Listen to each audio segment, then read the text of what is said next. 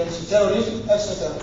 Through these very important and serious issues, slowly the extreme right parties are influencing the political debate. So this is a very serious development. But more serious politically, because of the political impact of racist agenda, racist parties, openly racist parties, are being part of governments now, more and more coalition of governments, which means that they are in a position to implement their agenda, but to implement it with the blessing of the democratic process. They are legitimized by election.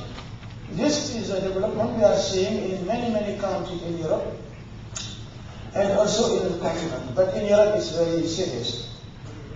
But the last development also, which I want also to check here, is what I call the intellectual legitimation of racism. What we are witnessing is the development, the increase of number of studies, books published by scholars in universities, by media, etc., which are reviving the old stereotypes or prejudices which have been historically constructed to legitimize the hatred against groups, different groups. Anti-Semitism is rising because revisionism is rising, the writing on Jews is increasing, and the denial of Holocaust is growing. You have seen it not long ago when David Hilding, an historian from Britain, who was jailed in Austria because of his denial of Holocaust, was invited by the Oxford University under the guise of freedom of expression.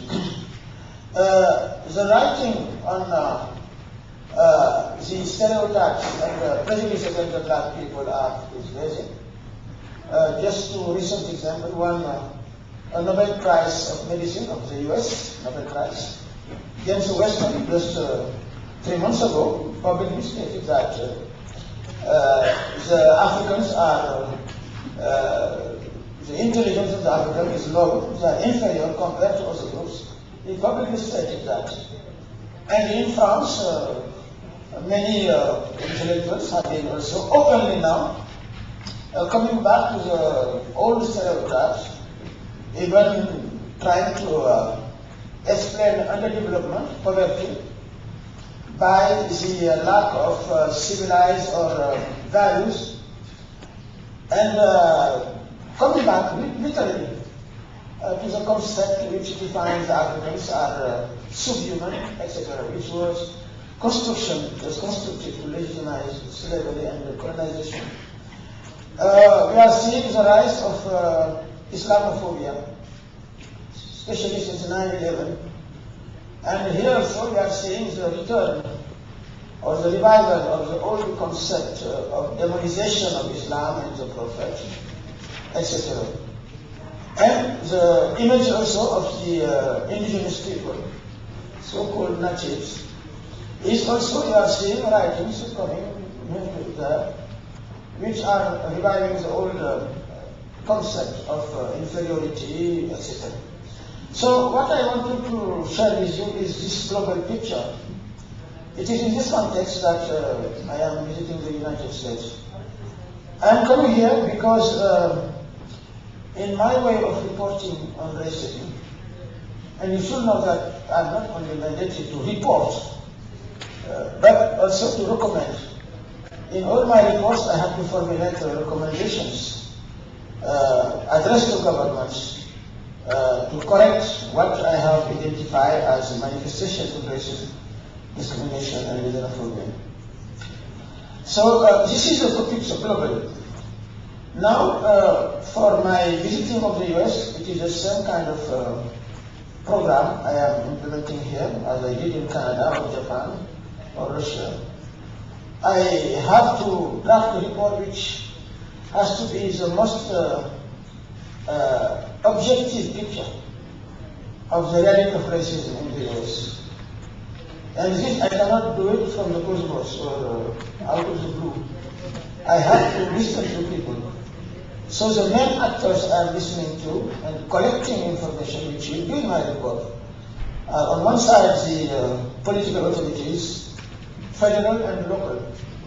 I have started to meet them in my shipment, State Department, Department of Justice, Labor, Interior, Immigration, etc. Visit prisons, visit different services, etc., police, to collect information on their policies, programs, etc.